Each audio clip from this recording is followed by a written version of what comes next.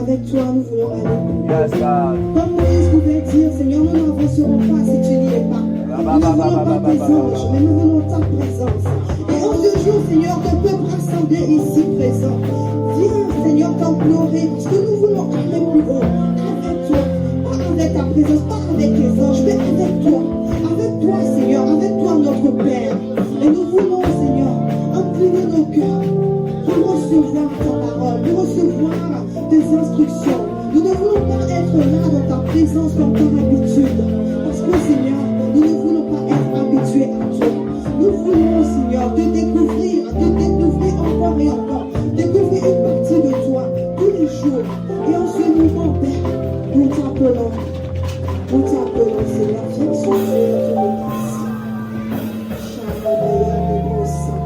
Est-ce que quelqu'un peut acclamer le Seigneur? Est-ce que quelqu'un peut pousser des cris de joie? Est-ce que quelqu'un peut pousser des cris de réjouissance? Est-ce que quelqu'un peut pousser des cris de victoire? Alléluia! Nous voulons aller plus fort. Alléluia! Dans cette longue portion, nous allons accueillir un homme de dimension. Amen. Un homme de gloire, un homme qui porte cette vision, un homme à qui Dieu a parlé un jour, un homme qui est pour nous un Moïse.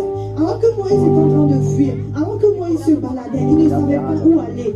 Un buisson s'est allumé devant lui. Et pendant qu'il se détournait pour regarder le buisson, le Seigneur l'a appelé au milieu de la flamme. Et c'est ainsi que le Seigneur a appelé son serviteur au milieu de la flamme. Et il lui a donné une vision. Amen. Une vision qui fait que toi et moi sommes ici aujourd'hui. Alléluia. Et j'aimerais que tu honores cet homme de vision, cet homme de dimension. Que tu acclames le Seigneur pour la vie de notre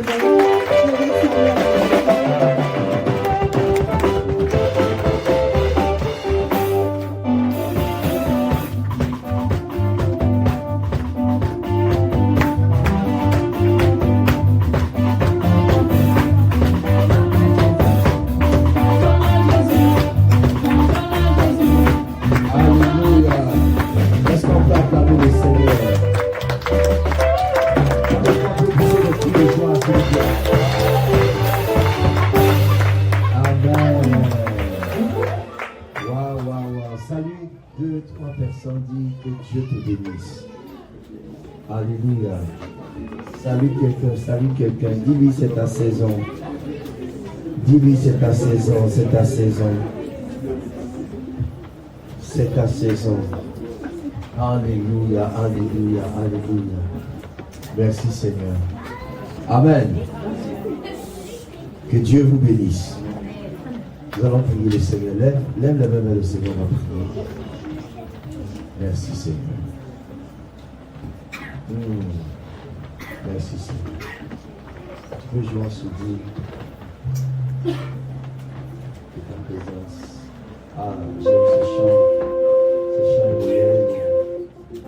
Que ta présence devienne réelle en moi. Que ta puissance devienne réelle. Seigneur, nous aspirons après une nouvelle dimension de ton grâce.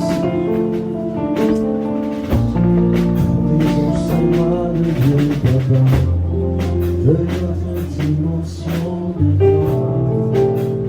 Oh God, ta présence en moi devient réelle. Ta présence en moi devient Papa, de notre dimension de toi. Dieu, c'est comme un tour, comme une prière. Ta présence en moi devient réelle.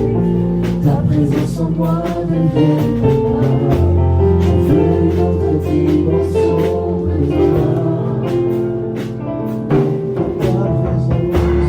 Ta présence en moi devient réelle. Ta présence en moi devient Papa. Je veux notre dimension de toi. Ta présence en moi devient réelle. Ta présence en moi devient Papa. Je veux notre dimension de toi. La dimension du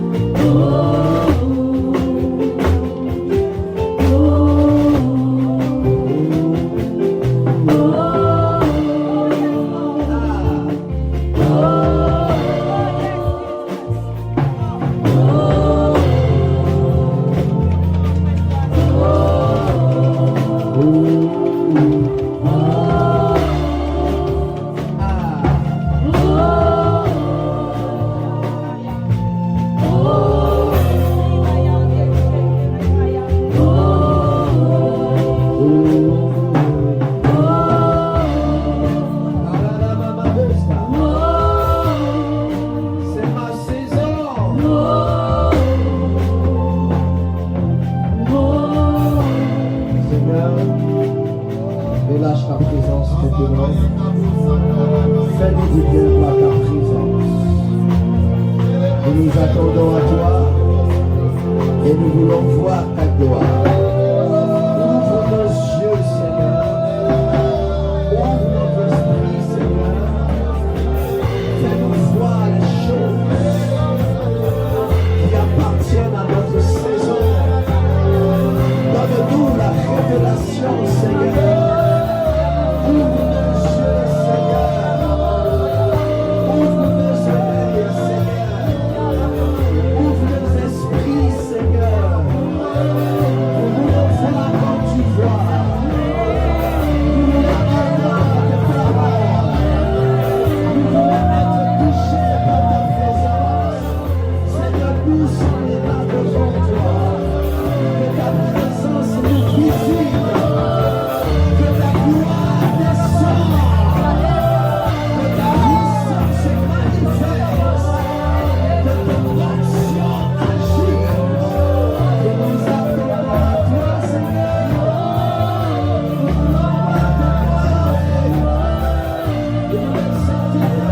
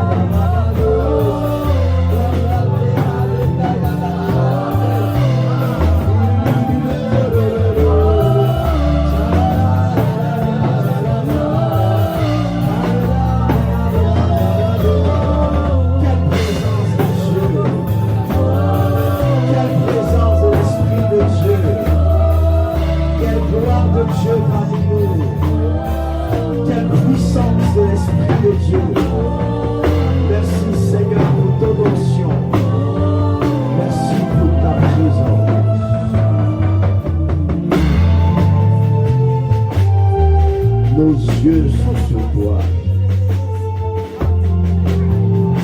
Nous t'adorons, nous te célébrons.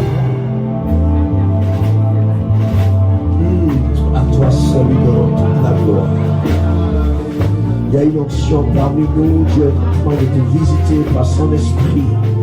Ne manque pas la visitation de l'esprit de Dieu. La gloire de Dieu est parmi nous. Dieu veut te faire du bien. Dieu veut te visiter. Dieu veut te guérir, te toucher, te restaurer. Je vois la main de Dieu se poser sur ta tête comme une couronne. Je vois la plénitude de l'esprit arriver jusqu'à toi. Et Dieu me dit qu'à partir d'aujourd'hui, ta vie ne sera plus jamais la même. Il y a une gloire de Dieu qui se pose sur ta tête. Tu es couronné par l'onction. Tu es une tête couronnée par l'onction. Oh God. Oh God. Oh Saint-Esprit, oh Saint-Esprit, c'est le temps, c'est la saison. Oh God.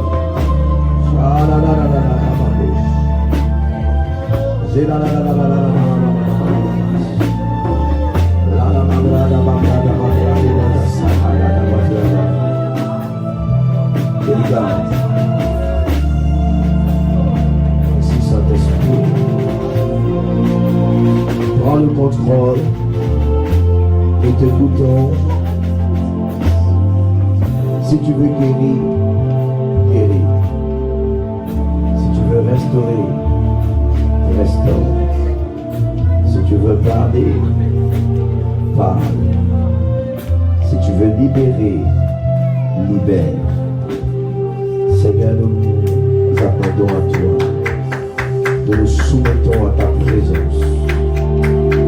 Nous aimons ta présence, nous aimons ton onction et nous voulons que ta gloire se manifeste. Dans le nom de Jésus-Christ de Nazareth, nous disons Amen à ton œuvre dans nos vies.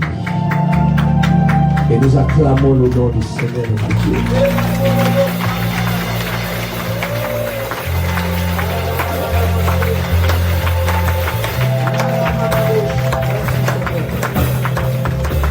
Merci Seigneur. Waouh, que Dieu vous bénisse. Merci à Fire Praise.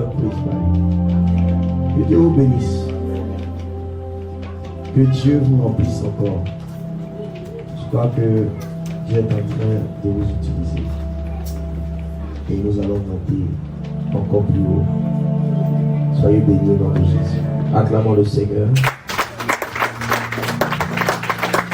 Que Dieu vous bénisse. Acclamons le Seigneur pour tous les pasteurs.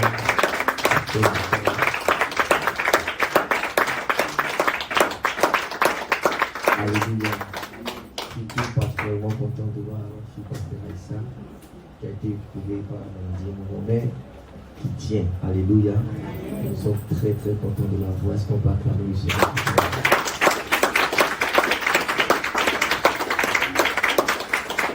Merci, Pasteur Gaël. Alléluia. Nous continuons et nous prions toujours pour notre soeur Pasteur Sion qui se remet sur la maladie et qui va de mieux en mieux. Nous bénissons Dieu pour sa vie. Et nous bénissons le Seigneur pour Pasteur Michel. Et de tous les dirigeants, tous les responsables, acclamez le Seigneur pour vous, que Dieu vous bénisse. Assieds-toi aussi la qualité. Que Dieu te bénisse. Merci à ma fille d'être là, Vida. Que Dieu te bénisse. Qui est venue avec sa soeur, c'est ça. Que Dieu te bénisse. Bienvenue à Rehoboth. Dis à ton voisin, bienvenue à Rehoboth. En fait, Rehoboth veut dire l'endroit où Dieu nous met au large. Donc quand tu dis bienvenue à ton voisin, tu lui dis que Dieu te mette au large. Dis à ton voisin que Dieu te mette au large. Alléluia. Que Dieu vous bénisse tous.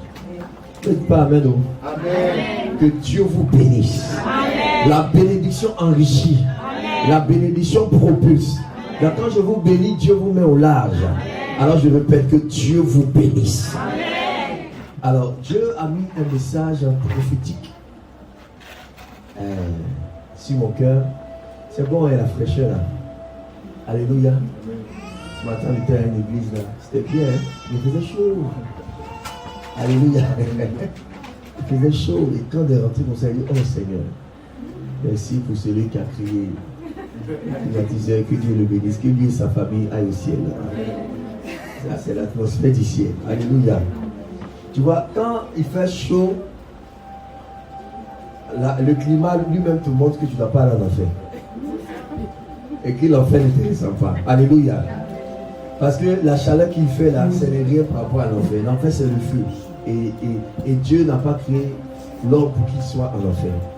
Donc, dis avec moi, je n'irai pas en enfer. Je suis créé pour aller au ciel. Et tu iras au ciel au nom de Jésus. Amen. Donc, je vais parler sur un message prophétique. Comment reconnaître ta saison? Alléluia. Comment reconnaître sa saison? Comment reconnaître ça? Et le Saint-Esprit nous a dévancé déjà avec le chant. Nous sommes dans la saison. Et je crois que tu es dans une bonne saison. Ton amen est bizarre. Une saison de grâce. Une saison de faveur. Il faut que tu comprennes comment Dieu fonctionne, comment les saisons fonctionnent, afin que tu te positionnes pour ne pas manquer la visitation de Dieu. Amen. Donc le but de mon message, c'est de t'enseigner grâce avant que Dieu te bénisse. Grâce à un témoignage, elle va nous rendre cela un dimanche. Comment Dieu l'a visité, guéri de manière miraculeuse. Alléluia. Vous croyez encore que ça fait des miracles? Ouais. Et les témoignages les venus dimanche. On était ici de l'autre côté. C'était ici. On a prié pour toi. C'était ici. Et les médecins même, les gens ils sont étonnés. il pense qu'elle est toujours malade. Parce que cette maladie, elle était une maladie incurable. Mais elle dit que c'est fini. Alléluia. Dieu l'a guéri. Dis à ton voisin, mon Dieu fait des miracles. Alléluia. Je sens l'onction de Dieu qui fait des miracles. Luc, chapitre 19, verset 41. Luc, chapitre 19, verset 41.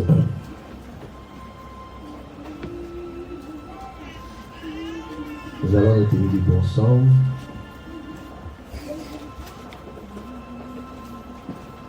Luc, chapitre 19, verset 41. Quand je vais prêcher un peu de temps, amen. Et avec la grâce de Dieu, on va essayer de beaucoup prier. Parce qu'il faut qu'on prie beaucoup. La Bible déclare, comme, est-ce qu'on peut lire ensemble?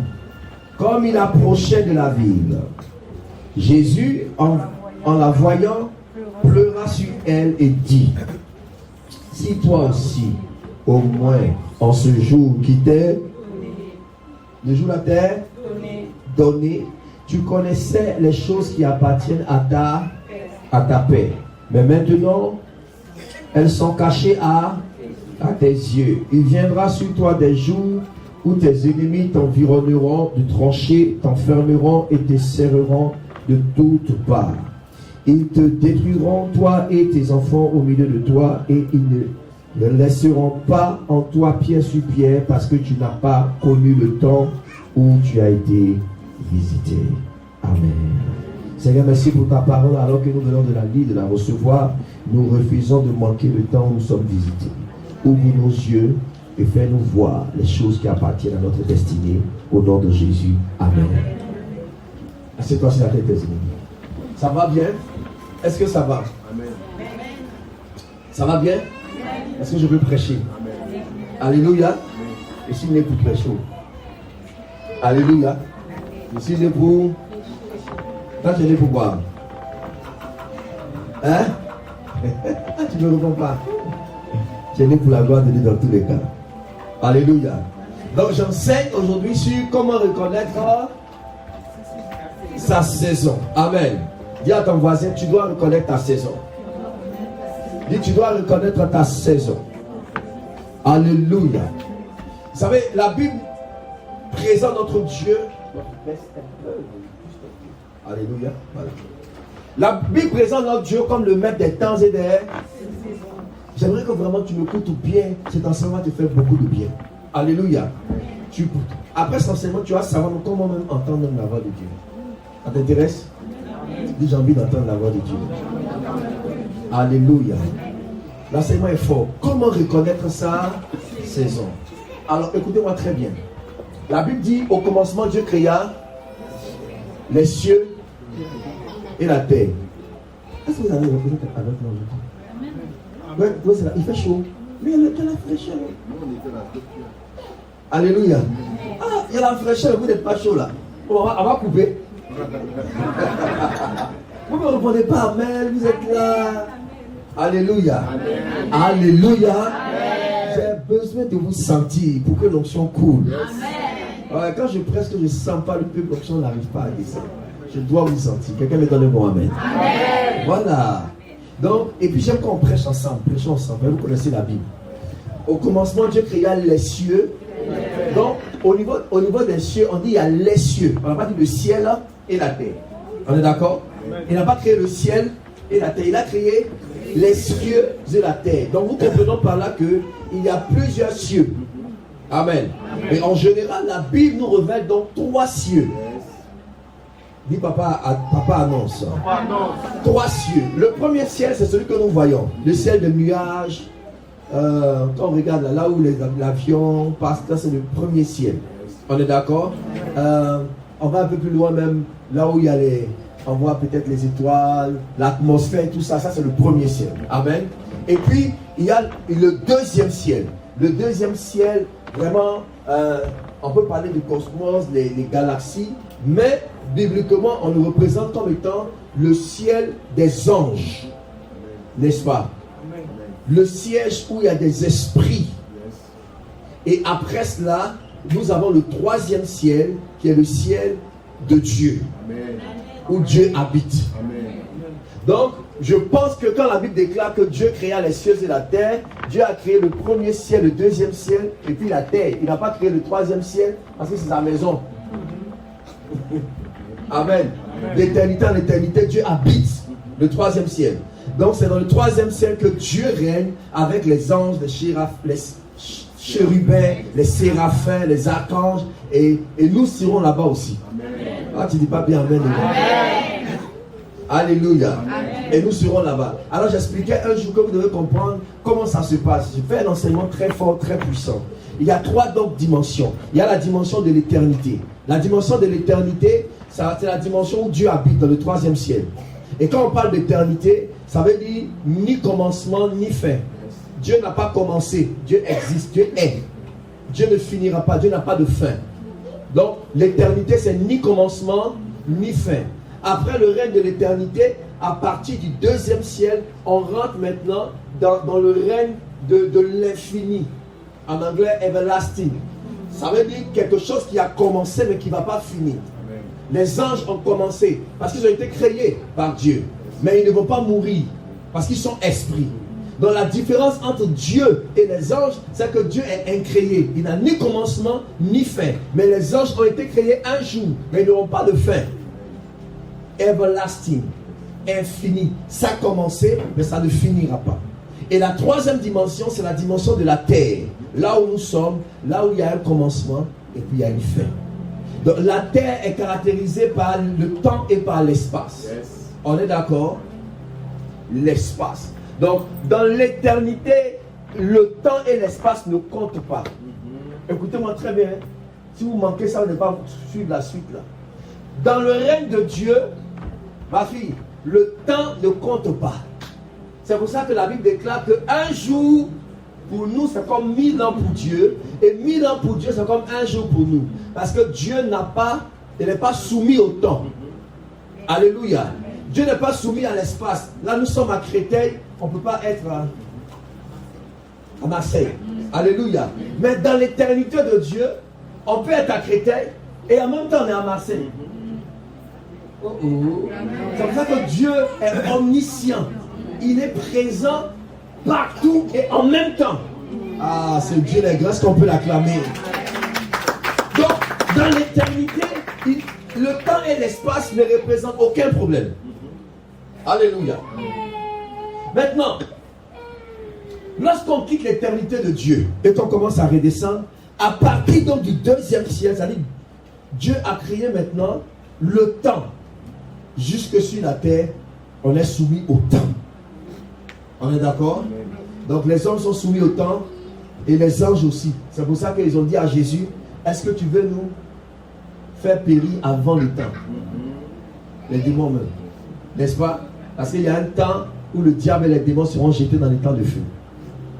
Jusque là ça va? Quelqu'un dit oui monsieur? Ça va bien?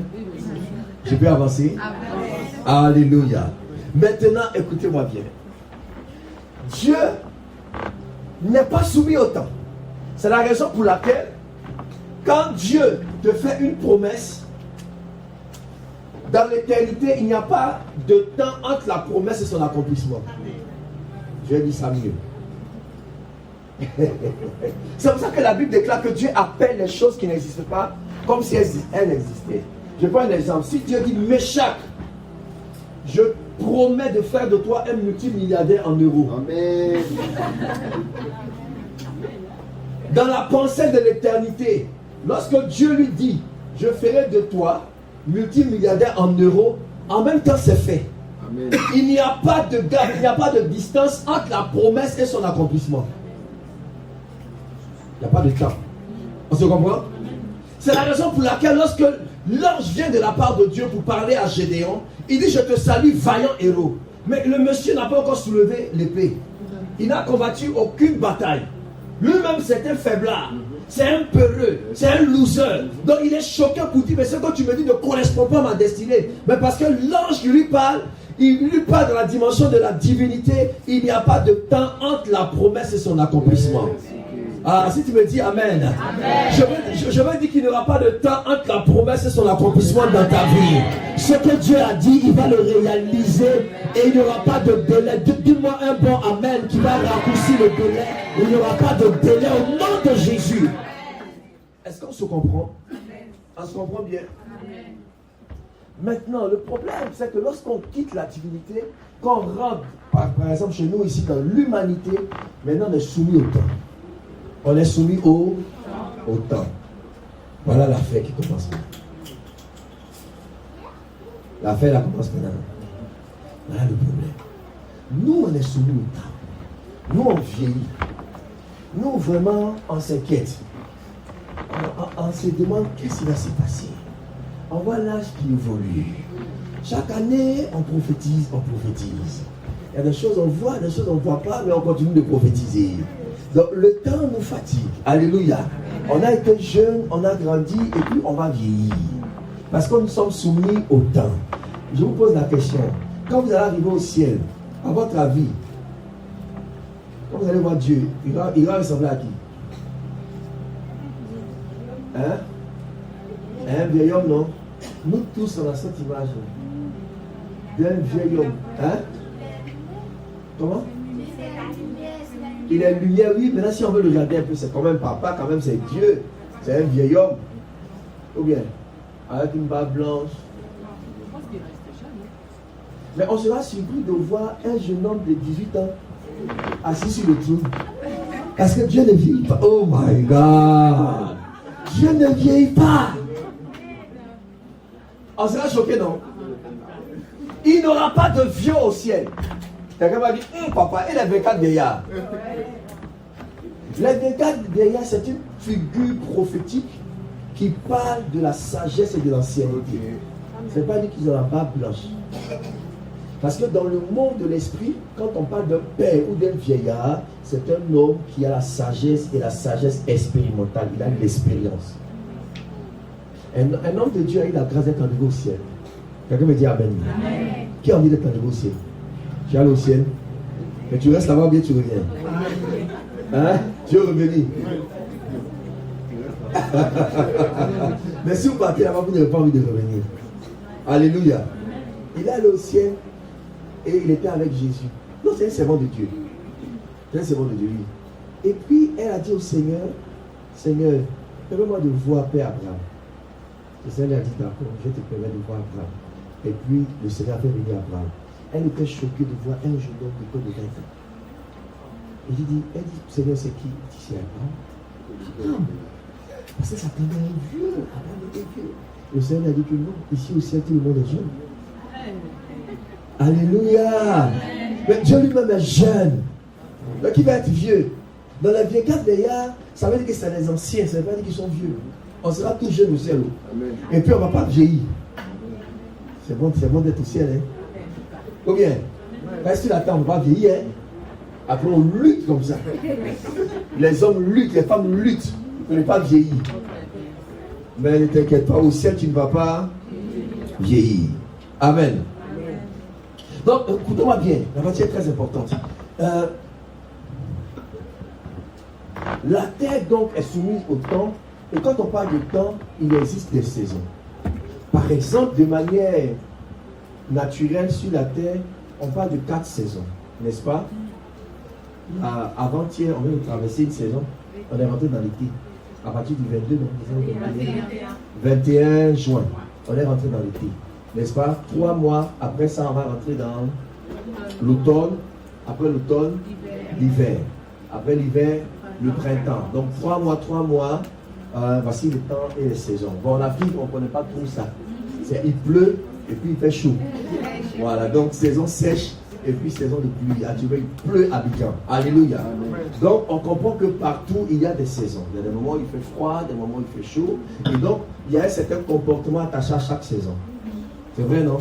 Si tout à l'heure je venais ici avec un boubou, hein? Vous allez regarder comme ça, mais t'as dit, est-ce que c'est vrai? Est-ce que parce que tu ne peux pas porter de manteau en été? Hein? Même ça, même c'est compliqué parce qu'il fait chaud. C'est vrai? Tu ne peux pas aussi porter une chemise comme ça, comme pasteur Michak là en hiver. Tu vas tomber d'une manière. Parce que le foie va te mordre même les côtes là. Alléluia. Donc à chaque saison, il y a un comportement. Vous devez réaliser que dans le monde spirituel aussi, il existe des saisons. Ah, qui me dit amen bien? Qui me dit amen bien? Quand vous marchez avec le Seigneur, vous devez savoir que vous avez des saisons avec Dieu. Et vous devez comprendre chaque saison et reconnaître les saisons de votre vie. Regarde ce que se passe dans notre texte ici. Histoire. L'enseignement passe. L'enseignement passe. Dites-moi amen bien. Amen. Jésus approche Jérusalem. C'est ça, non? Et quand il approche Jérusalem, le Seigneur se met à faire quoi? À pleurer sur Jérusalem. Donc ça veut dire qu'il y a des saisons où on pleure. Il y a des saisons où on rit. Il y a des moments, frère, nous tous là. Il y a des saisons où on a pleuré. On a pleuré parce que ça n'allait pas. On a pleuré parce qu'on n'a pas vu un certain miracle. On n'a pas vu un certain exaucement. Mais je vous annonce qu'il y a une saison aussi où on va rire au nom de Jésus-Christ. Dieu va changer ta saison de pleurs en saison de joie.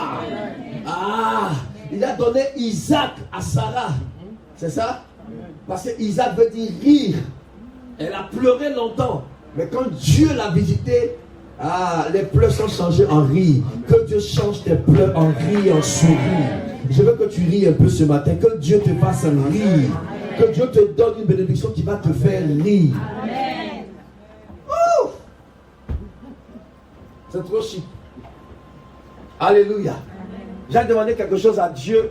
Vraiment, j'ai prié, Seigneur, interviens. Interviens. Hier, avant de me coucher, on m'a appelé d'Abidjan. Et puis, on m'a rendu le témoignage. Ce que j'ai demandé, Dieu a fait. J'ai commencé à rire, moi, sur la maison. Rire, j'ai commencé à rire. Il y a des bonnes nouvelles qui font rire. Que Dieu t'accorde cette bonne nouvelle qui va te faire rire. Tape un peu ton voisin, dis rire un peu. S'il n'a pas ri, là, c'est qu'il ne croit même pas même. Tu vas rire au nom de Jésus.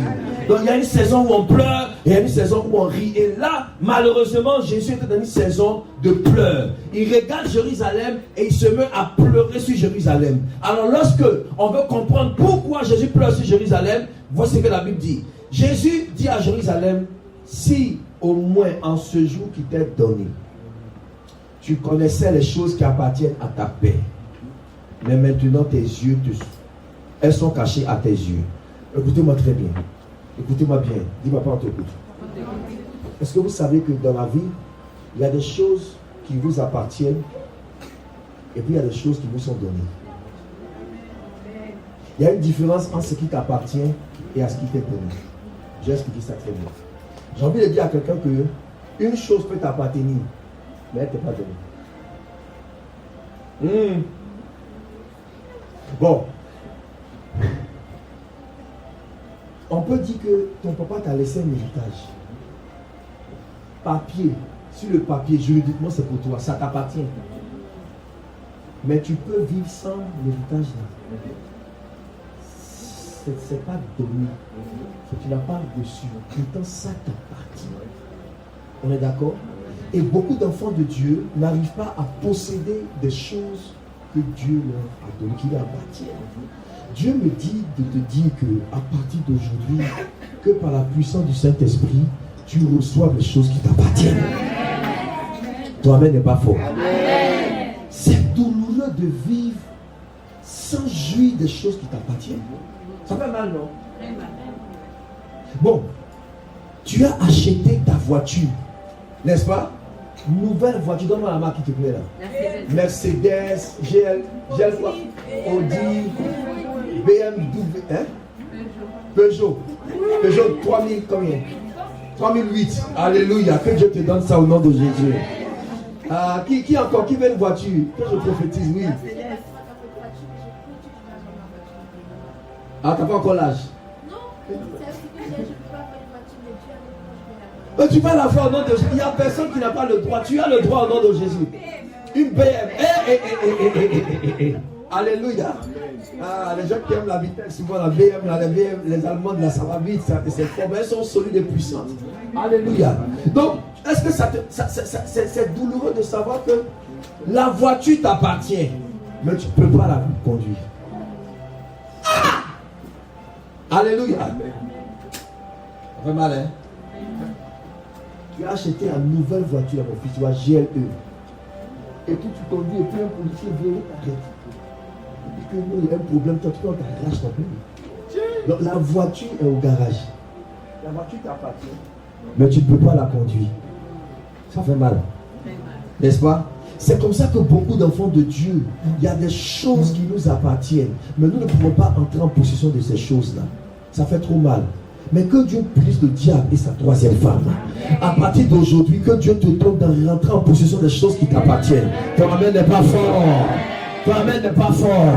Dis Seigneur, que je reçoive ce qui m'appartient. Bien aimé, le mariage t'appartient. Et pourquoi tu n'es pas encore marié? Non. De la même manière qu'un policier, comme je dis, peut t'arracher ton permis, il y a des esprits qui nous attaquent pour nous empêcher de prendre, de recevoir les choses qui nous appartiennent depuis dans le spirituel. Il faut que nous soyons alertes et agressifs dans l'esprit pour dire que non, ça m'appartient, je possède ça au nom de Jésus. Est-ce qu'on se comprend? J'ai vu que dans cette histoire, il y a deux pièges à éviter en tant que chrétien. J'ai commencé à prier par rapport. Je dis Seigneur, je refuse de manquer des choses qui m'appartiennent. Si la gloire t'appartient, alors tu dois vivre dans la gloire. Dis-moi amen bien. L'argent t'appartient. Amen. C'est ma fille qui a dit amen. Parce que l'argent, ça appartient à Dieu. Dieu a dit quoi? L'or et l'argent m'appartiennent. Et si tu es héritier de Dieu, alors l'argent t'appartient. Tu ne dois pas manquer d'argent. Il y a quelqu'un qui empêche que tu reçoives ce qui t'appartient. Mais je vais enlever l'obstacle aujourd'hui afin que tu reçoives les choses qui t'appartiennent. Si tu me dis un amen comme le tonnerre, tu reçois ça rapidement. Alléluia. Tu dois recevoir ce qui t'appartient. La Bible déclare, l'Éternel a créé les cieux et la terre, mais il a donné la terre au Fils de l'homme. La terre t'appartient. Pourquoi tu n'as pas de maison? Hein? La terre t'appartient. Tape tes pieds comme ça, dis la terre m'appartient. Fais une action prophétique, lève-toi, commence à taper les pieds. Commence à taper tes pieds, dis la terre tu m'appartiens. Commence à prophétiser. Ah, je reçois sur la terre ma maison. Je reçois sur la terre à ma maison. Je reçois ma maison. Je reçois mon terrain, mon territoire. Je reçois mes entreprises. Je reçois mes bureaux. Commence à prophétiser. En marchant, prophétise, déclare. Dis, je suis sur cette terre, en parlant, en marchant sur cette terre, je reçois ma guérison, je reçois ma santé, je reçois ma victoire. La terre ne sera pas un ennemi à ma destinée. La terre ne sera pas un obstacle au nom puissant de Jésus. Ce que tu es en train de faire est biblique parce que la Bible déclare que tout lieu que foulera la plante de ton pied est donné en possession. Pendant que tu marches et que tu déclares, tu reçois la terre en possession au nom de Jésus. Que Dieu te bénisse. Quelqu'un me dit Amen. C'est fait, acclame le Seigneur. Alléluia. La terre t'appartient. La terre m'appartient. Amen. Ça m'a. J'ai dit à Dieu, Seigneur, j'évite ces deux pièges. Voici les deux pièges du diable. Soit il t'empêche de recevoir ce qui t'appartient. Vous comprenez ça? Soit il envoie dans ta vie des choses qui ne t'appartiennent pas. On se comprend bien? Soit il t'empêche de recevoir les choses qui t'appartiennent, soit il envoie dans ta vie ce qui ne t'appartient pas. On appelle ça le poison spirituel. Le poison, c'est un aliment que tu vas absorber, c'est ça, mais qui n'est pas compatible à ton organisme et qui crée la mort. Dans notre vie, il y a des choses, il y a des personnes, il y a des situations qui arrivent dans notre vie et qui sont incompatibles à notre destinée. Que Dieu te garde de ces poisons. Quelqu'un me donne un bon amen? Bon, quelqu'un s'en va dans la banque et ça va braquer 10 millions d'euros. Ça ne lui appartient pas. Quand il prend ça, il est en train de mettre la mort dans sa vie. On se comprend bien? Est-ce qu'on se comprend très très bien? Prendre ce qui ne t'appartient pas provoque la mort. Prendre ce qui ne t'appartient pas provoque la destruction. Tu vas prendre la voiture de quelqu'un, prendre la maison, prendre l'argent de quelqu'un, prendre la femme de quelqu'un, prendre le mari de quelqu'un. Tu es en train de détruire ta vie. Ça ne t'appartient pas. Tu dois simplement recevoir les choses qui t'appartiennent. Alléluia. Amen. Quelqu'un me dit Amen bien. Amen. On se comprend bien? Amen, amen. Mais je veux insister sur les choses qui nous appartiennent. Maintenant, regardez. Vous me suivez toujours bien? Ça va? Jésus dit, Jérusalem, si tu avais connu les choses qui t'ont été données et qui appartiennent à ta paix. On est d'accord? On est d'accord? Je nous pose la question. Jérusalem signifie quoi? C'est quoi? Le connaisseur de la Bible. Jérusalem. Hein? La Bible sainte, oui, c'est la Bible sainte. Jérusalem. Je vous aide un peu. Yérou, Shalem, Salem, Shalom, Salem. Donc c'est pas la paix. C'est la ville de paix. Bon, prophétiquement, sur toute la terre, la ville où on ressent la paix, c'est à Jérusalem. Et effectivement, je vous dis la vérité, effectivement, si vous allez à Jérusalem, il y a une atmosphère là-bas que vous n'allez jamais trouver ailleurs. Dieu m'a fait la grâce de voyager un peu.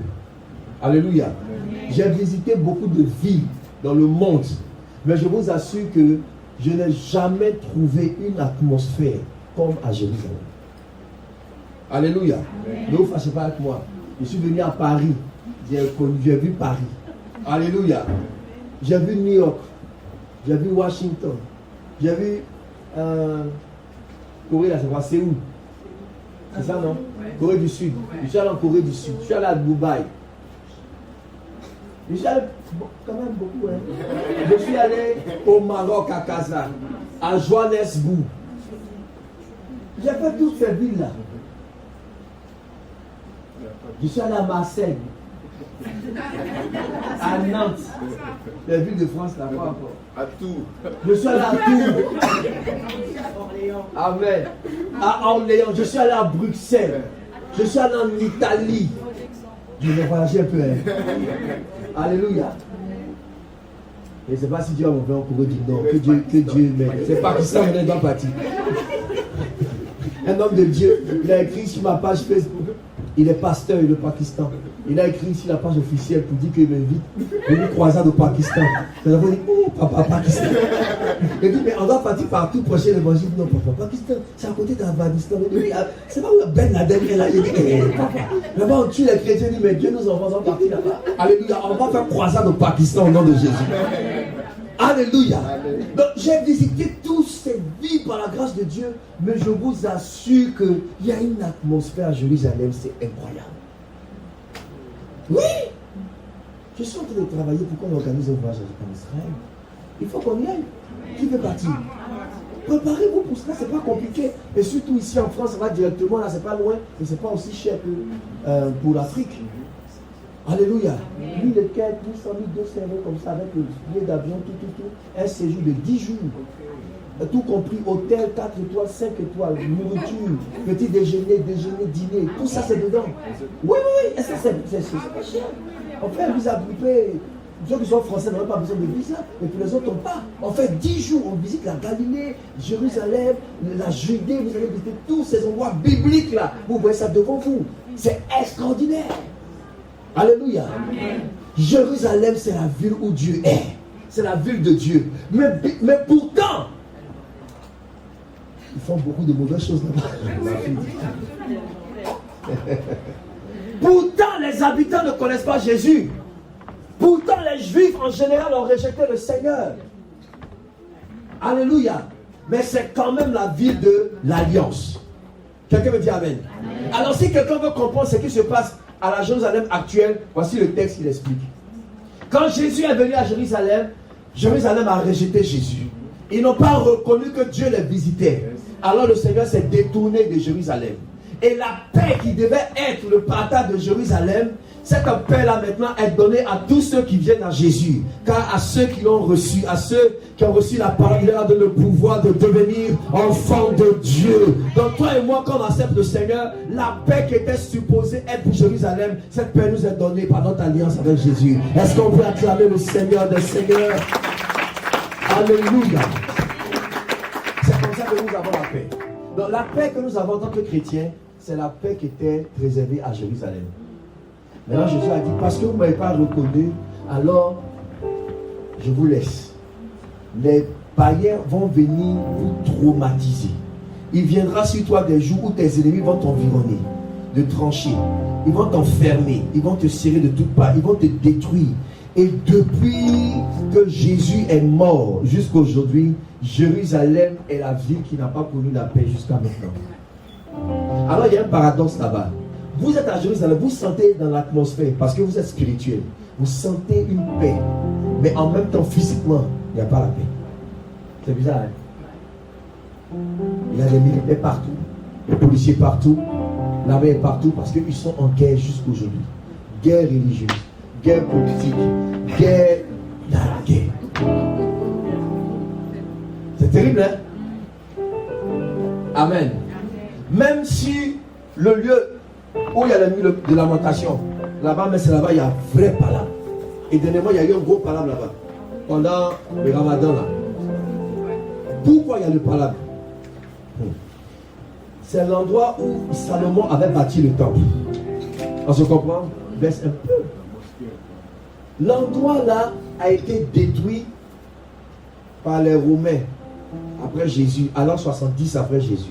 Le temple a été détruit et n'a jamais été rebâti jusqu'à aujourd'hui. Amen. Mais maintenant, avec le temps dans les fouilles, on a découvert une petite partie du reste du mur. Le mur là, il y a une partie qui est restée. Donc les Juifs ont vraiment préservé ce mur là et qu'ils considèrent comme la partie la plus sainte du monde même. C'est là-bas il y a le mur de lamentation. Parce que Salomon avait prié dans 1 roi 7, 2 rois 7, en disant: Seigneur, si quelqu'un vient, même de l'étranger, et prie dans ce lieu, à cause de ta bonté, exauce. C'est pour ça que toutes les nations vont prier là-bas. Et puis Dieu exauce, hein, parce qu'il était un Dieu d'alliance. Même s'il prie au nom de Jésus, à cause de l'alliance, Dieu exauce. Hein? Dieu est mystérieux. Hein? Quelqu'un me dit Amen. Donc nous, quand on va là-bas, on va prier là-bas. C'est là que les gens mettent les prières dans le mur et tout ça. C'est ça le mur de lamentation. Ça existe aujourd'hui. Donc c'est un reste du mur depuis combien de siècles. Et maintenant, à côté de ce mur, au-dessus, les musulmans ont construit une grande mosquée. N'est-ce pas? Une très grande mosquée. Parce que Jérusalem est considéré comme, je crois, le 3e lieu saint de l'islam. La mosquée d'Alaska et tout comme ça. Amen. Donc, les Juifs sont fâchés. Vous comprenez maintenant? Ça leur fait mal. Le lieu du temple là, c'est une mosquée qui est. Le temple est détruit et il y a une grosse mosquée à la place. Ils sont énervés. Mais selon les accords de l'ONU et tout ça, ils ne peuvent pas casser la mosquée. Vous comprenez maintenant? Ils sont fâchés. Mais ils vont la casser. Hein? Ouais. Selon les prophéties, la mosquée sera détruite et ils vont rebâtir le 3e temple là-bas. Quand vous allez à Jérusalem, il y a même l'Institut du Temple qui est à Jérusalem, où les rabbins vont vous faire savoir que la maquette du temple est déjà préparée. Ils vont construire le temple et c'est dans ce temple là que l'Antichrist va rentrer. Il va profaner le temple. Donc la maquette est déjà là. Ils sont en train de préparer un petit incident là. Ils vont faire la guerre et puis ils vont casser le temple. Déjà, au temps il y a quelques années, Donald Trump, il dit que lui, vous connaissez que Jérusalem, c'est pour les Juifs. Envoyé par là. Il a transféré l'ambassade des États-Unis qui était à Tel Aviv, c'est la capitale. Il a amené ça à Jérusalem. Par là. Mais nous sommes en train d'aller comme ça dans la fin des temps. Tout converge vers la fin. Alléluia. Amen. Alors Jérusalem, ça a été la ville qui a connu le plus de guerres pas possible. Il y a eu les croisés.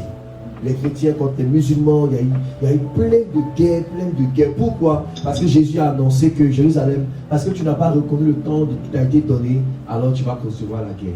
Donc comprenez bien, la ville, la destinée de Jérusalem, c'est la paix. Mais parce que Jérusalem n'a pas connu son temps de visitation, elle est dans la guerre. On se comprend bien? Bien aimé, il existe des temps et des saisons dans votre vie que vous devez reconnaître. Il y a des temps de grâce, il y a des temps d'abondance. Joseph a dit à Pharaon que le songe que tu as eu représente des saisons. Il va avoir pour l'Égypte un temps de grâce, d'abondance, et puis un temps aussi de sécheresse. Ça arrive dans la vie de tous les chrétiens. Amen. Il y a un temps d'accomplissement, il y a un temps de combat. Il y a un temps de bataille, il y a un temps aussi, même la vie d'une église, il y a des temps, il y a des saisons. Si vous ne comprenez pas ça, vous allez parfois pour vous plaindre sans savoir qu'il existe des temps et des saisons. Quelqu'un me dit Amen. Alors, quelle est la bénédiction à recevoir? C'est que pendant ta saison, que tes yeux s'ouvrent. Il dit que maintenant, elles sont cachées à tes yeux. Ne manque pas de reconnaître ton temps de visitation. Comment reconnaître sa saison? Prophétiquement maintenant. Numéro 1.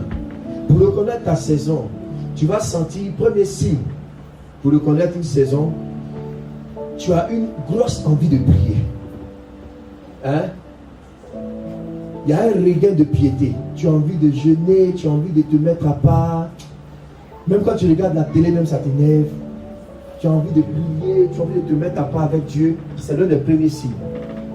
Lorsque tu sens ce signe dans ta vie, alors obéis à la voix de l'Esprit de Dieu. Mets-toi dans la prière. Alléluia. Est-ce que ça déjà arrivé à quelqu'un? Il y a des moments où tu as vraiment envie de prier. Tu n'as même pas envie de voir quelqu'un. Tu as envie d'être avec Dieu, de prier, de lire la Bible et tout ça. À qui c'est déjà arrivé? Alléluia. Comprends les signes de la saison. Comprends les signes de la... Mais quand ce temps arrive, je te promets que le diable va envoyer beaucoup de distractions. Il va envoyer des gens qui vont te dire allons manger, allons boire, allons s'amuser ici, allons pour les vacances là. Et actuellement il y a un show dans telle famille, allons-y pour le show, allons, on va manger c'est tel, allons on va boire, tu envoies telle boisson, moi je viens le champagne, le shampoing, tout ça c'est la distraction pour que tu manques ta visitation. Mais je prie que Dieu te donne d'être alerté au nom de Jésus. Quelqu'un me dit Amen. Lorsque tu sens ce moment bien-aimé, ne demande pas de haïr les gens. Non, mais je te dis, obéis et puis va dans la présence de Dieu. Tu peux passer des journées dans la présence de Dieu, à lire la Bible, à prier, à parler avec Dieu. Parce qu'il y a une saison qui va commencer pour toi, une bonne saison. Ne manque pas ça au nom de Jésus. Dis, je ne manquerai pas cela au nom de Jésus. Dis, je ne manquerai pas ma saison au nom de Jésus. C'est le premier signe d'une saison qui commence. C'est la prière. Et la prière, et la prière. Parce que quand tu pries, Dieu te façonne pour la prochaine saison. Alléluia. Alléluia. Oh. On peut avancer. Deuxième signe pour reconnaître une certaine saison dans ta vie, c'est tu as envie de donner. Parce que ça t'arrive souvent. Tu n'as pas envie de beaucoup donner. Amen. Il y a des gens qui donnent beaucoup et c'est une bonne chose. C'est pas de ça que je parle. Il y a une certaine saison où tu as le sentiment que tu dois faire une action. Amen. Tu as le sentiment que tu dois faire une offrande. Parfois, ce sont nos cousins les musulmans qui reconnaissent bien cette saison. Ils ont établi dans leurs règles ce qu'ils appellent ça, c'est ça, non, où ils font le monde, ils vont donner aux pauvres, ils vont donner tous les vendredis. Pourquoi? Ils ont compris que c'est un principe spirituel. Lorsque tu es en train de recevoir quelque chose dans l'esprit, il faut que tu puisses faire des semences. Alléluia. Donc parfois, Dieu vous mettra à cœur une semence, soit une semence pour l'église, soit une semence pour un homme de Dieu. Ne résistez pas. Et je suis sûr que ces temps-ci, Dieu mettra dans la pensée de faire une grosse semence pour votre père spirituel que je suis. Et les Amen sont là. Alléluia. Alors c'est très important. Ça peut être à un pauvre, ça peut être à quelqu'un à côté, ça peut être même à un frère. Mais obéissez. Quand Dieu vous met à cœur de poser une action, ça annonce une nouvelle saison pour votre vie. Alléluia. Ça annonce une nouvelle saison. Mais il y en a qui vont résister. Alléluia. Il y en a qui vont dire non. Actuellement c'est chaud. Mais c'est toujours chaud. Est-ce qu'il y a un jour, c'est des fois quelque part? C'est toujours chaud. Alléluia. Obéissez à la voix de Dieu. C'est très important. La veuve de Sarepta. Dieu voulait l'emmener dans une saison d'abondance. C'est ça, non? Qu'est-ce qu'il a fait? Il envoie le prophète dit donne-moi ce qui te reste à manger. Elle dit quoi? Il n'y a plus rien, prophète. C'est le dernier repas. Mon fils et moi, nous mangeons et nous mourons. Le prophète dit, prépare. Et puis il faut m'envoyer. La femme va obéir. Quand elle obéit, elle reçoit le miracle. Vous savez que la femme est la plus riche de la région parce qu'il y avait la famine partout. Chez elle, on venait acheter la farine, on venait acheter l'huile. Elle avait non seulement à manger, mais elle avait beaucoup d'argent. Que Dieu t'accorde cette grâce au nom de Jésus-Christ. Si elle n'avait pas obéi, elle manquait sa visite, la saison de visitation.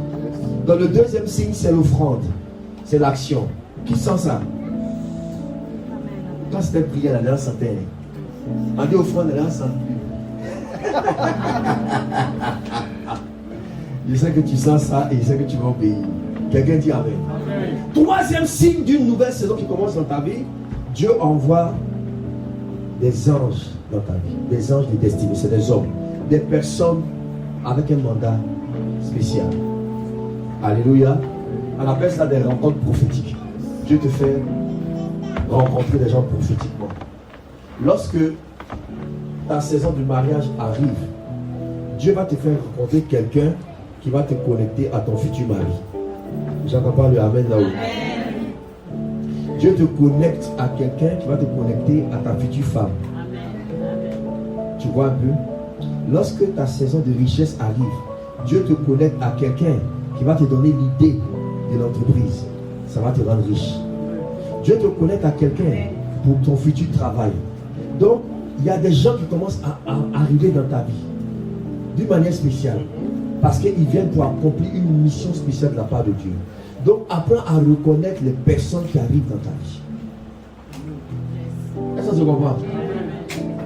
Et quand Dieu envoie quelqu'un dans ta vie, il faut avoir le flair pour reconnaître que Seigneur, cette personne a bien fait quoi dans ma vie. Vous savez, il y a beaucoup de personnes, toutes leurs relations, c'est pour le profit. Hein? Qu'est-ce qu'il m'apporte même? Ah, il m'apporte rien, mon cher, pardon. Alléluia. Et souvent, c'est beaucoup fort à parler ici. Hein? Quand je venais à Paris la première fois, il était étonné. Si quelqu'un est là, c'est pas son profit. Quand il n'a pas de profit, il part. Alléluia. Mais vous savez, quand vous devez marcher avec l'Esprit de Dieu, vous devez aller au-delà du profit. En vrai, l'enseignement ne passe pas aujourd'hui. Ça passe bien? C'est vrai, ça passe? Si toutes vos relations, c'est seulement le profit de maintenant que vous voyez, vous pouvez manquer la visitation de Dieu. Parce que quelqu'un peut être dans votre vie qui ne vous apporte pas peut-être l'argent aujourd'hui, mais qui vous apporte un conseil, qui vous apporte une connexion demain, une relation. Regardez, vous connaissez Naaman dans la Bible. Il était lépreux, non? Le général de l'armée qui était comment? Lépreux. Il a cherché la solution partout, il n'a jamais trouvé. Qui l'a aidé? Une jeune fille servante dans sa maison. C'est elle qui a dit, si mon Seigneur pouvait aller en Samarie, il y a un prophète là-bas. Mon Seigneur, tu as guéri. S'il méprisait cette petite fille, il n'allait pas recevoir la guérison. Quelqu'un me comprend bien? Une petite fille, qu'est-ce qu'elle peut lui apporter? Mais il a écouté, il a été guéri. Donc ceux que Dieu envoie dans votre vie, ça peut être des gens haut placés, ou des gens peut-être qui n'ont pas de position, des gens qui ont beaucoup d'argent ou pas, mais sachez reconnaître leur importance dans votre vie. Ils viennent pour une solution. Qui me dit amen bien? Amen. Qui me dit amen bien? Amen. Est-ce que quelqu'un a déjà pu reconnaître des anges que Dieu a envoyés dans sa vie comme ça? Moi, quand je vous vois vous tous, vous êtes des anges que Dieu a envoyés dans ma vie. Oui, c'est vrai. Vous êtes des anges que Dieu a envoyés dans ma vie. Vous n'êtes pas là pour rien. Il n'y a pas de rencontre hasardeuse. Le hasard n'existe pas en hébreu. C'est Dieu qui fait des rencontres pour quelque chose. Parfois, on comprend vite, on comprend tard, mais il y a forcément un but. Oh oh. Amen. Oh oh. Amen. Regarde ton voisin et dit, est-ce que tu n'es pas un ange pour ma vie là? Oh, que Dieu t'aide à ne pas rencontrer un démon. Oh. Amen. Parce qu'il y a des anges, il y a des hommes anges, il y a des hommes aussi démons. Ou bien, Jésus a dit à ses disciples, en parlant de Judas, que celui-ci est un démon. Il y a des gens, vous les rencontrez, et puis votre vie, catastrophe. Ah! Détruit même. Des mauvaises connexions. Que Dieu vous sauve. Que Dieu vous garde de ce genre de personnes. Je prie pour toi jusqu'à la fin de l'année et l'année prochaine que tu rencontres des hommes anges. Des hommes anges. Que Dieu puisse t'épargner des hommes démons. Moi j'ai rencontré des hommes démons. Ils m'ont gaspillé la vie. Je te dis, toi tu dis, mais qui m'a envoyé de rencontrer lui là? Alléluia. Soyez des anges pour les autres. Quatrième et dernier signe, il y a beaucoup de tout ce soir. Le quatrième signe, c'est la facilitation divine. On appelle ça l'aplanissement divin. Quand vous êtes dans votre saison, tout s'arrange. Il y a une facilitation prophétique qui arrive. Je vois si vous comprenez bien. J'explique. C'est-à-dire, joue-moi quelque chose de prophétique, mon fils. Ah, dans le prophétique, voilà, juste voilà. Tu me joues des trucs de coupé décalé. Lorsque ta saison arrive, Dieu facilite. Vous comprenez ce que ça veut dire? Et puis toi-même tu es dit, aïe, mais ça c'était compliqué avant, mais c'est devenu facile comme ça. Ça va être facile, c'est parce que Dieu a sa main dedans. C'est la main de Dieu qui rend facile ce qui était difficile. Ah, toi, amen est bizarre. Quand tu dis amen, que Dieu facilite les choses dans ta vie. Au nom de Jésus. Alléluia. Si par exemple ton temps de voyager n'est pas venu, tu vas essayer de voyager, ça ne marche pas. Tu as tout ce qu'il faut, ça ne passe pas. Mais à un moment donné, quand le temps arrive, toi-même tu es étonné. On t'appelle. Mais tu es où? Mais viens ici. Mais on met ça ici. Ça. C'est-à-dire qu'il y a comme un puzzle qui se met en place. Et puis paf, le miracle fait. Oh, qu'est-ce qui s'est passé? C'est la main de Dieu qui a facilité. C'est pour cela que la Bible déclare: aplanissez le chemin du Seigneur, rendez droit ses sentiers. Donc quand la saison arrive, il y a un aplanissement de chemin qui se fait. Que cela soit ton partage au nom de Jésus. Je prie en cette saison-là, en cet été, que Dieu facilite les choses, que Dieu aplanisse les choses. Pour ton mariage, que Dieu aplanisse les choses.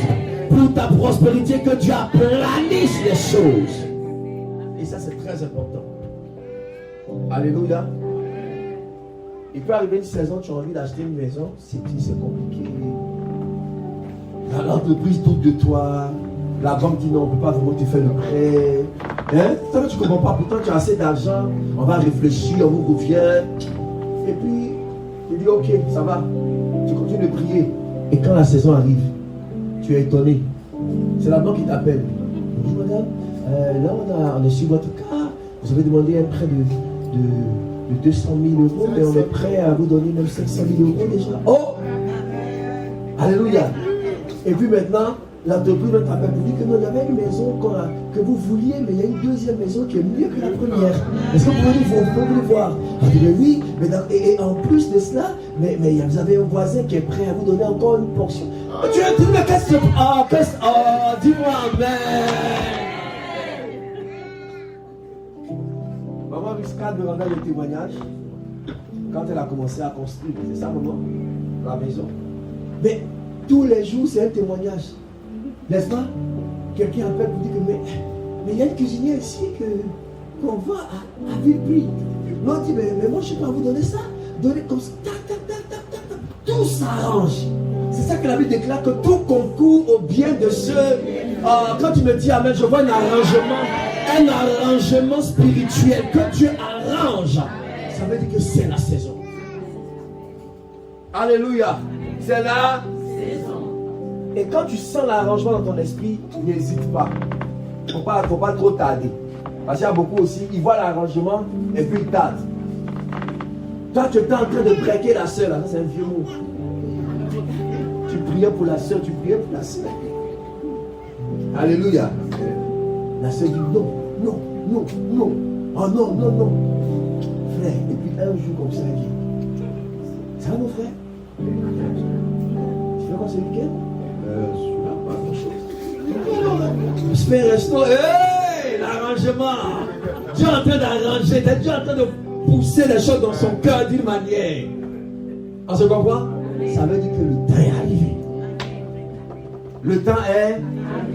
C'est très important. Voici 4 signes qui vous permettront de reconnaître votre temps de visitation. Je vais terminer en vous enseignant que la visitation de Dieu, elle est cyclique. Je vais dire ça une fois. Elle n'est pas linéaire. Parce que dans la Bible, quand on parle du temps, il y a 2 mots grecs. Il y a chronos et puis il y a kairos. Le chronos, c'est le coulement de temps. Lundi, mardi, mercredi jusqu'à dimanche. Il est 7 heures, 8 heures, tout ça jusqu'au soir. N'est-ce pas? Ça, c'est le chronos. Chronos. Et Dieu a donné le chronos à chacun de nous. Chacun va rendre compte à Dieu pour son chronos. Comment tu as géré ton temps, les heures de la journée. Tu as fait quoi? Est-ce que tu as prié? Tu as médité? Tu as évangélisé? Chacun de nous rendra compte à Dieu pour son chronos. Maintenant, il y a le kairos. Le kairos, à la différence du chronos, c'est un temps de visitation. C'est-à-dire que Dieu interfère dans ton chronos pour créer un miracle et il ressort. Ah, c'est le kairos. Quand Jésus dit, tu n'as pas reconnu le temps qui t'a été donné, ton temps de visitation, il a utilisé kairos. Tu n'as pas reconnu quand Dieu a étendu la main pour te sauver. Donc, au milieu du chronos, Dieu agit dans un kairos. Quelqu'un me comprend bien? Lorsque Dieu visite Abraham, avec les 2 ans, ils sont 3, c'était un kairos. Abraham était couché devant sa tente et il a vu Dieu passer. Il dit voilà, Dieu passe. C'est un kairos. Il a pu reconnaître que Dieu le visitait. C'est comme ça que sa femme tombe enceinte. Quand vous reconnaissez votre kairos, vous saisissez votre visitation de Dieu. On se comprend? La visitation de Dieu, elle est cyclique. Ça tourne comme ça. Ça peut faire un cycle de 1 an, parfois un cycle de 5 ans, parfois un cycle de 7 ans, ou un cycle de 10 ans ou 12 ans. Amen. Ou bien 40 ans. Et Dieu dit des familles ou bien même des nations selon ce cycle. Alléluia.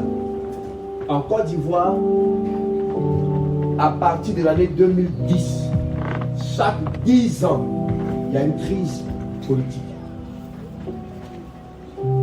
Ça a chauffé en 2010, multipartiste. En 90, merci. En 2000, chaud.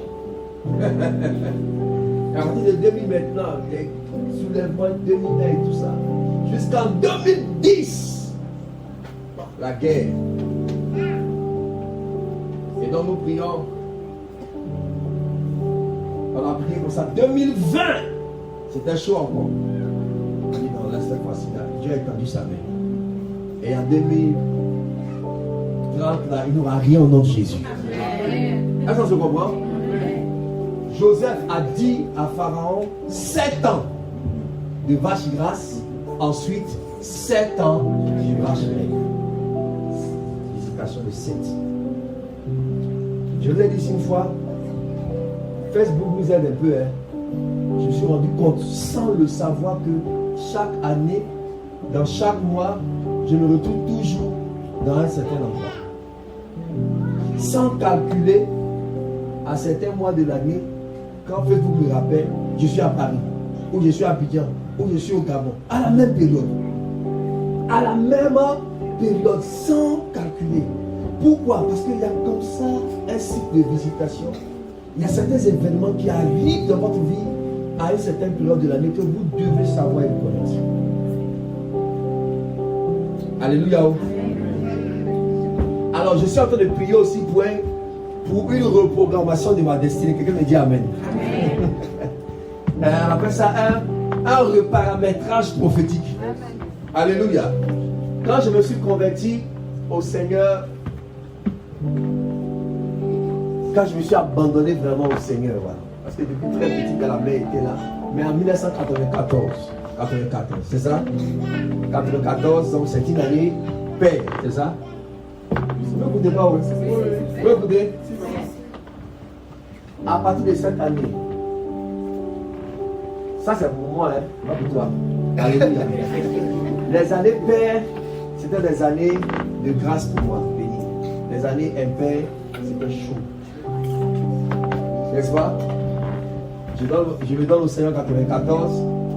95, c'était dur même de vivre la vie chrétienne. En 96, je reçois l'appel de Dieu. En 97, je joue pour la première fois à l'école au bac. Je voulais me suicider. C'était une année difficile. En 98, j'ai le bac et en même temps, Dieu commence à faire des choses extraordinaires dans ma vie. En 99, crise à l'université, année blanche, c'est compliqué. En 2000, je commence le ministère. Voyez un peu ce que ça veut dire. Donc chaque année, un père là, c'est compliqué. Et puis l'année qui suit qu'un père, c'est intéressant. Alléluia. 2001, c'est une année où je suis en formation biblique. Je suis fatigué, je tombe gravement malade 2 fois. Malade, 2001. En 2002, je sors de l'école pastorale majeure de ma promotion. Alléluia. Année de grâce. Ça continue comme ça jusqu'à. J'ai dit à Dieu, non, il faut arrêter. Et je commence à prophétiser sur les années impaires. Jusqu'en 2019. À partir de 2019, c'est le contraire. Les années impaires, Dieu me bénit. En 2019, je vais aux États-Unis. En 2019, j'étais même venu ici vers la fin de l'année. Les choses étaient bloquées, comme toi, pour ça, c'est débloqué. 2020, voilà, pandémie. On est bloqué à la maison, tout est compliqué. 2021, je ouvre la porte, je reviens ici, avec ma famille. 2022, crise même à l'église. Hein? C'est ça, non? Pas 2023, ici, là. Donc, j'ai dit à Dieu, regarde, c'est bon comme ça. Les 2 dimensions de l'année, là, ça va être bien. Année père comme un père au nom de... Moi, j'observe beaucoup les choses qui m'arrivent. Je fais attention. Faites un peu attention à vos années, à vos saisons. Alléluia. Hein? Oui, vous allez voir qu'il y a... Et puis souvent, il y a un mois. Il y a un mois là, qui est un bon mois pour vous. Ce n'est pas forcément le mois de votre naissance. En vrai, est-ce que ça se comprend bien? Comment est-ce qu'il dit là? Ils sont fait des choses bizarres. Non, c'est vrai. C'est vrai? Moi, il y a un mois là, quand je me suis converti, le mois d'avril, c'est mon meilleur mois. Je suis en septembre. Alléluia. Et j'aime ce mois. Mais quand on dit avril arrive, c'est-à-dire que mars, avril, là, je sens quelque chose dans l'atmosphère. Je sens. Je sens un élargissement et je sais que tout ce que je vais faire, ça va marcher. Je ne peux jamais jouer en avril. C'est le moment favorable. Vous commencez à le dire. Donc vous devez avoir du flair spirituel. Comment reconnaître votre visitation? Comment reconnaître votre temps? C'est très important. Alléluia. Et en bonus, comment entendre la voix de Dieu? Et on va prier. Où est le bonus là? Numéro 1, vous devez savoir que Dieu parle. Parce que si quelqu'un ne sait pas que Dieu parle, il est déconnecté par rapport à la voix de Dieu. Donc numéro 1, croyez que Dieu parle. Croyez que Dieu a envie même de parler à ses enfants. Dieu n'est pas un Dieu capricieux qui ne nous parle pas, qui nous laisse comme ça, souffrir, en train de nous débattre avec la vie à Paris ici, on nous fait de faux coups, de bons coups. Non, Dieu veut vous parler. Dieu prend plaisir à vous parler. Dieu a envie de vous parler. Alléluia.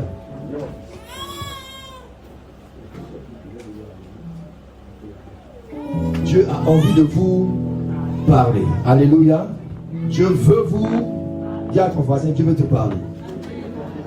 La deuxième chose à savoir, la Bible déclare que Dieu parle tantôt d'une manière, tantôt de Dieu a plusieurs canaux, plusieurs moyens de nous parler. Amen. Dieu parle tantôt d'une manière, tantôt d'une autre. Job 33. Dieu parle par des songes. Dieu parle par des visions. Dieu parle par la voix intérieure du Saint-Esprit dans notre cœur. Dieu parle par des circonstances aussi. Dieu parle par des hommes qui viennent nous dire certaines choses. Dieu parle même par des situations difficiles, même étant malade. Dieu nous parle. Amen. Donc, numéro 1, Dieu parle et Dieu veut nous parler. Numéro 2, Dieu a beaucoup de moyens par lesquels il nous parle. C'est pour ça que quelqu'un m'a dit, moi je n'entends pas la voix de Dieu. Non, en fait, tu ne sais pas reconnaître la voix de Dieu. Sinon Dieu te parle. Dieu te parle toujours. Dieu parle toujours. Vous comprenez ce que j'ai dit? Quels sont les types de livres les plus répandus dans la Bible? Ce sont les prophètes. C'est ça, non? Plein de livres prophétiques, ça veut dire que Dieu veut parler. Et que Dieu aime parler. Alléluia. Donc, numéro 1, c'est quoi? Dieu parle. Veut parler. Numéro 2, Dieu a beaucoup de moyens, de méthodes pour nous parler. Alléluia. Numéro 3, Dieu parle à ceux qui veulent l'entendre. Dieu parle à ceux qui l'écoutent. Si quelqu'un n'écoute pas Dieu, Dieu ne lui parle pas. Dieu parle à ceux qui veulent l'entendre. Si vous dites, Seigneur, je veux t'entendre, Seigneur, parle-moi, Dieu va vous parler. Seigneur, je veux avoir la direction pour cela, Dieu va vous parler. Dieu va vous parler. Dieu va vous parler. Alléluia. Numéro 4. Dieu ne vous dira rien en dehors des Saintes Écritures.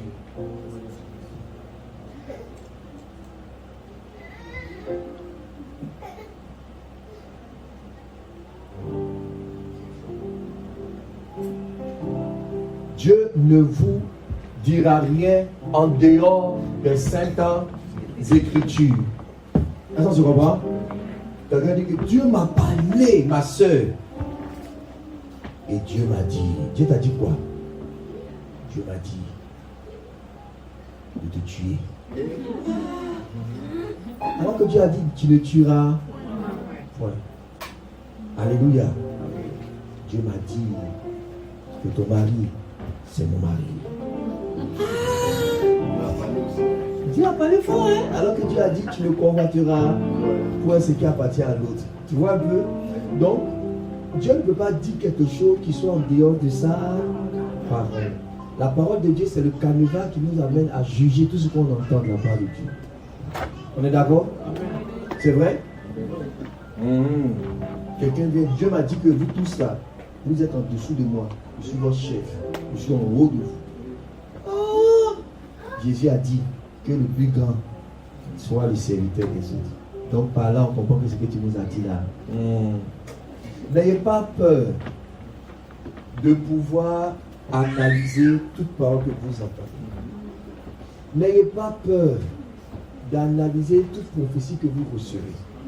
Même si moi je viens faire une grande prophétie, mais moi le grand prophète, je vous encourage à examiner ça.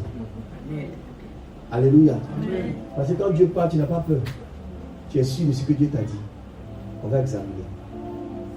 On est d'accord? Quand numéro combien?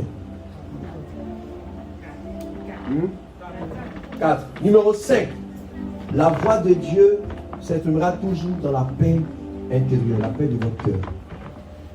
Lorsque vous entendez une voix et que ça vous cause du trouble, ça ne vient pas de Dieu. La voix de Dieu apporte la paix intérieure, la paix du cœur. Même si Dieu est fâché avec vous, il est en colère, mais quand même vous savez, vous avez la paix. Vous comprenez? Mais une voix qui vous trouble, faites attention. On a prié ici pour une soeur, vous vous souvenez? Elle se demandait, est-ce que c'est Dieu qui lui parle? Elle entend des voix, mais les voix lui mettent la pression. Elle n'arrive pas à dormir. Les voix qui l'insultent, c'est ça, hein? Elle dit non, c'est pas Dieu, ce sont les démons qui font ça. Et après, ça va dire qu'on sait vraiment les démons. Quand elle lit la parole de Dieu, les démons l'insultent au son des nuits. Et les démons aussi, oh, alléluia, ils insultent.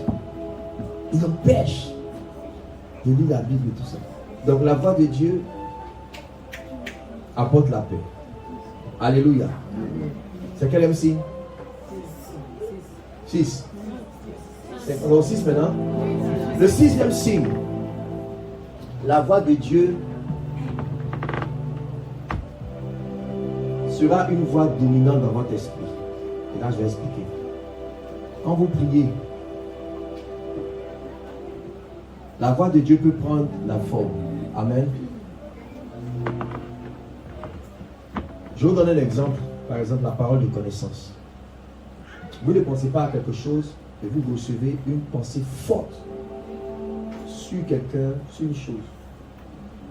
C'est une pensée qui envahit même votre esprit. Par là, vous connaissez Dieu qui vous parle. Alléluia. C'est ça qu'on appelle une voix dominante. Amen. Vous voyez ce que je dis? Voilà. Ne doutez pas.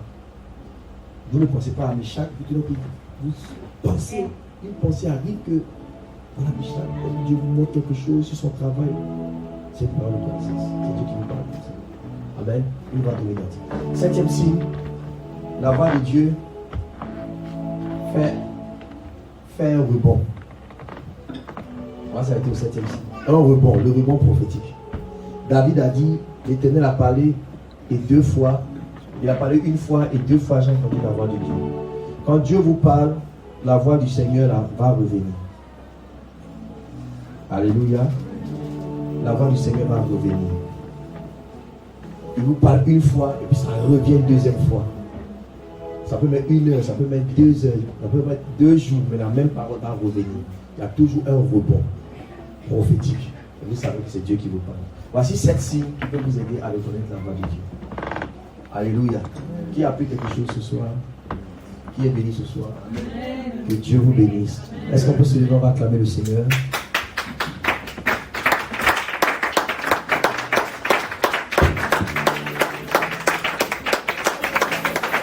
Alléluia. Alors on va prier. Je sais que ce n'est pas évident, hein? Quand il fait chaud comme ça, c'est lourd. L'odeur, mais faire l'effort. Amen. On va prier pour 2 choses. On va prier d'abord pour ta saison. Reconnaître ta saison, entrer dans la nouvelle saison. Et la deuxième chose, prier pour entendre la voix de Dieu. C'est bon? C'est bon? Non. On va faire échange. On va prier d'abord pour entendre la voix de Dieu. Là au moins tu sauras quand je vais te dire que c'est ta saison, tu vas entendre. On est d'accord? Donc on va changer l'ordre des choses. On va prier. Tu vas dire, Seigneur, je veux entendre ta voix. Je veux que tu me parles. Ouvre mes yeux, ouvre mon entendement spirituel, ouvre mes oreilles. Ne doute pas, crois. Et si tu crois, Dieu va te parler tout de suite là même. Là, pas demain, pas la nuit, pas en songe. Là où nous sommes, Dieu va te parler maintenant. Alléluia. Lève les mains, commence à prier. Dis, Seigneur, parle à mon esprit. Je veux entendre ta voix. Je veux entendre tes oracles. Ouvre mes oreilles. Ouvre mes yeux. Fais-moi entendre ta voix. Au nom de Jésus. Seigneur, je veux recevoir la parole prophétique, la parole de connaissance, la parole de révélation au nom de Jésus-Christ. Commence à prier, bien-aimé, commence à prier. Dégage-toi de la lourdeur et commence à prier pour toi-même. Il est temps pour toi d'entendre la voix de Dieu.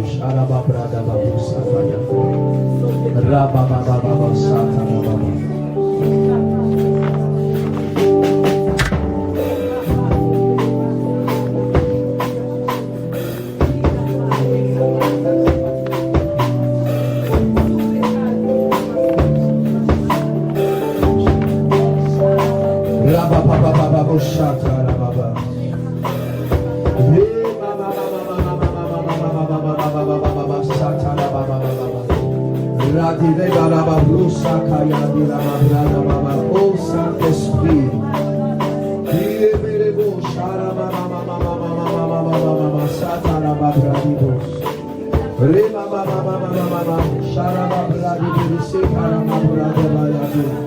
oh, il est temps que l'Éternel agisse. Seigneur, parle-moi, parle-moi, parle-moi, parle-moi, parle-moi, parle à mon esprit.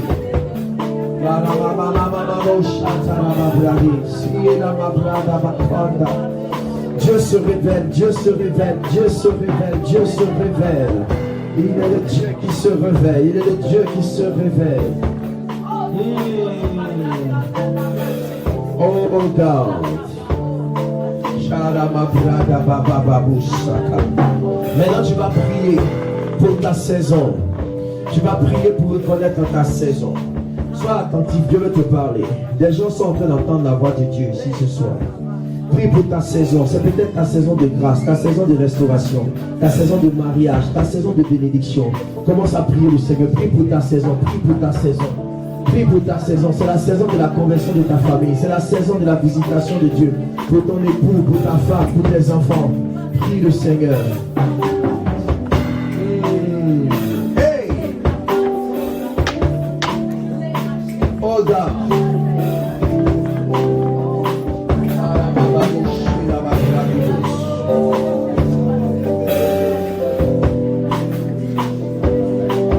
Oh God. Je sens l'atmosphère prophétique. Je sens la gloire de Dieu parmi nous. Le Dieu de la révélation est là. Je vois le Seigneur qui est en train d'ouvrir tes yeux, qui est en train d'ouvrir tes oreilles. C'est une saison nouvelle. Oh God.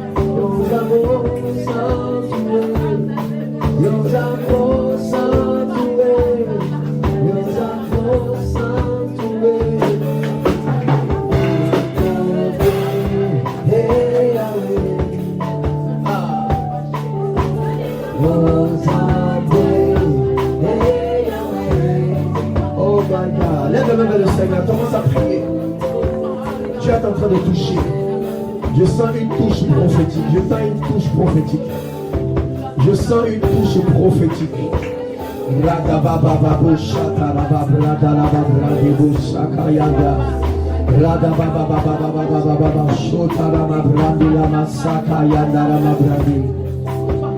my God, my God, my God.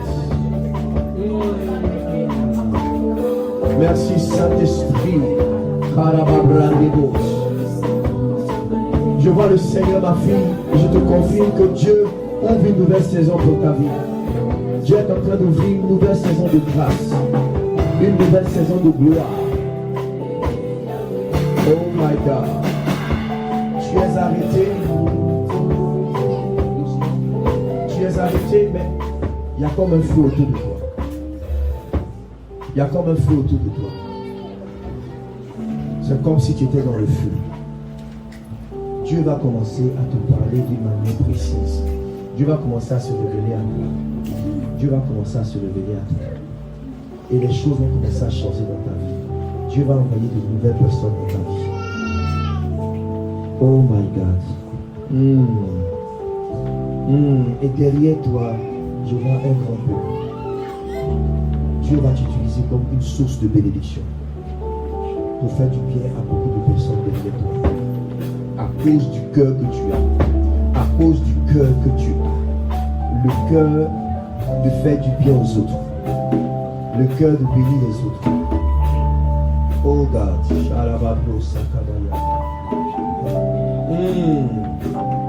La richesse ne sera pas un problème pour toi. Dieu va te restaurer. Et tu seras une grande source de bénédiction. Je vois beaucoup d'argent autour de toi. Je vois beaucoup de grâce. Oh my God. Oh God. Viens avec mon petit, je vais prier pour lui. Ma fille, tu sais que ton fils, Dieu a mis la main sur lui. Viens, viens. Dieu a mis la main sur lui. Tu sais que ton fils va s'élever. Tu es d'accord avec ça? C'est un fils de l'esprit. Dieu va l'utiliser. Il va marcher dans une forte grâce prophétique. Hein? Et il sera une très grande